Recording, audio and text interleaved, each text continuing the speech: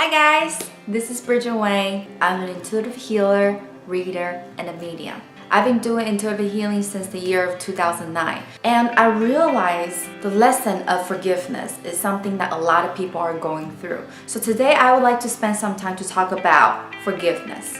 First of all, what does it mean to forgive? A lot of us may be struggling to forgive because we're afraid that by forgiving, that means we're agreeing with the other person's act or behavior to be okay or acceptable when it's really not. Or another reason why we're afraid to forgive is that what if we forgive and the other person does the same thing again in the future? And what if we forgive ourselves, we allow ourselves to make the same mistakes again? But what forgiveness really means is to free ourselves from the past. It's to let go of the blame. And it's to transform our past experiences into strength. Forgiveness isn't for the other person. It's for you. I truly believe that forgiveness is the key to more love, to more abundance, to more joy and health in your life. I've personally experienced forgiveness myself, and that literally shifted and changed my life. I had a pretty rough childhood and a lot of father issue. I did a lot of work on myself, and I thought maybe I did forgive my dad, but not really. My parents got separated when I was at the age of 12.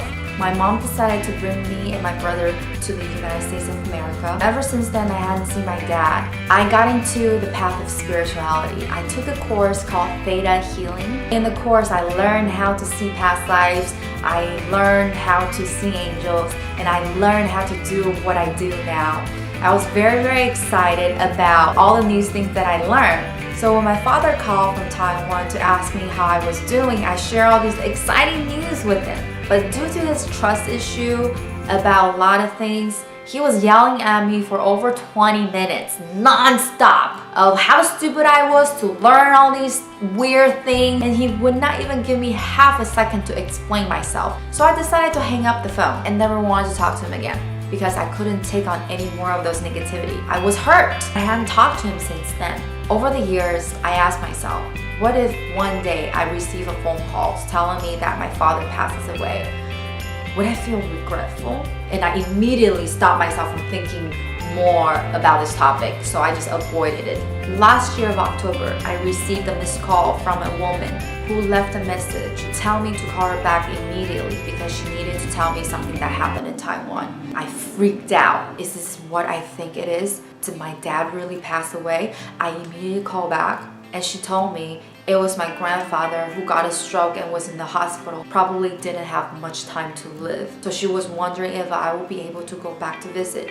It was a huge decision for me because I hadn't gone back to Taiwan for 16 years. I didn't talk to my dad for 4 to 5 years. I don't know what's going to happen if I go back. What if the history repeats itself again? The universe really knows how to push people when it really is your time to let go of your past. During that time, universe brought a lot of signs telling me, Bridget, you should go back and face your past. And so I did. I was really nervous throughout my whole entire trip because I really didn't know what my father would say to me when he sees me for the first time in 16 years. I was afraid that he would yell at me. But when I saw him for the first time in 16 years, everything started to make sense to me. It was my first time in 29 years that I felt my father's love. I started to understand the reason why he yelled at me over the phone when I shared all these exciting news with him wasn't because he didn't trust me. It wasn't because he didn't believe in me, but it was because he couldn't see what I was doing, but he didn't know how else to express his love for me. All he knew was to express himself in the way that he knew how. When he looked at me for the first time in 16 years, although he didn't say much, but he gave me a look of, I'm so glad you're here. I'm so glad you're okay. I'm so glad to see you. And it was at that moment I understood. It was at that moment I forgave. And it was at that moment I felt free. The forgiveness helped me let go of the resentment. It helped me feel more love for myself, for my life, for my past, and most importantly, for my father. So I'm here to remind you and encourage you to practice forgiveness for yourself and other people. Forgiveness really is to free yourself. So how do we practice forgiveness? Forgiveness is not an easy thing to do, but it can be easier as we practice more. And my tip number 1 is to understand where the other person is coming from. We often have this habit of seeing things from one perspective, which is our perspective. But we often forget that there are so many different perspectives to look at the situation. Like the story with my father. In my perspective, I thought he didn't trust me, he didn't believe in me, and I even thought he didn't love me. But when I saw him for the first time in 16 years, I realized all these years I was wrong. I was holding on to these resentment for no reason. He loves me, he just didn't know how to express it. And when I had that realization, I felt free. I understood and I forgave.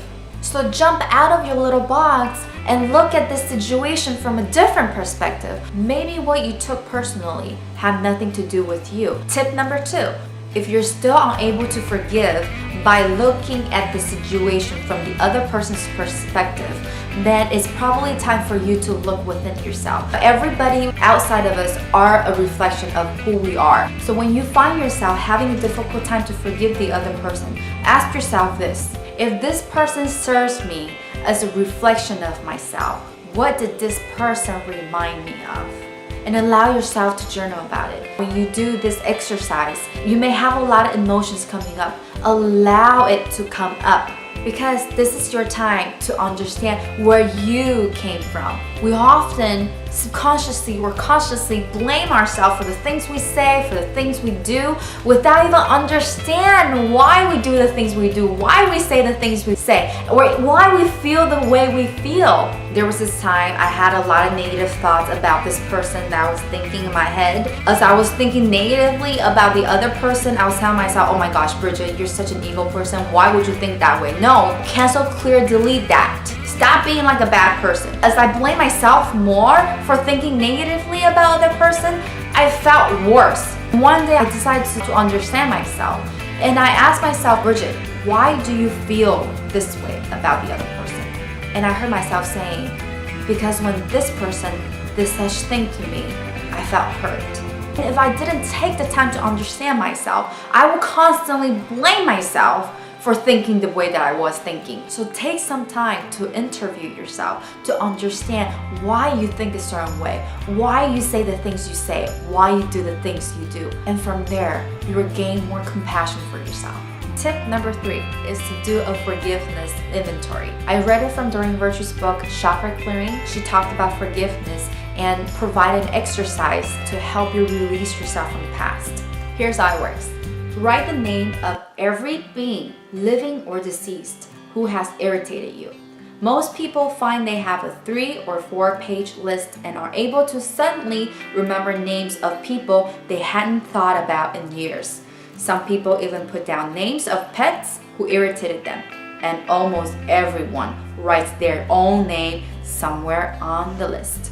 In a solitary room where no interruptions are possible, go down the list one name at a time, hold the image of each person in your mind, and tell him or her, I forgive you and I release you. I hold no unforgiveness back. My forgiveness for you is total. I am free and you're free. The process may take 30 minutes or longer. However, it's important to stick with it until the entire list is complete. It is recommended to do this every night before you go to sleep. It will help you release the resentment that no longer serves you. Here's a question for you. Do you find yourself having difficulty to forgive sometimes? What are your ways of overcoming that difficulty? And how does it feel to forgive? Please share your experiences below. We would love to hear from you. Do you like this video? Please like, share, comment, and subscribe. And if you have any questions, you would like more insights from me, please email me at bridget@bridgetwayne.com. Thanks again for watching. I look forward to seeing you in the future.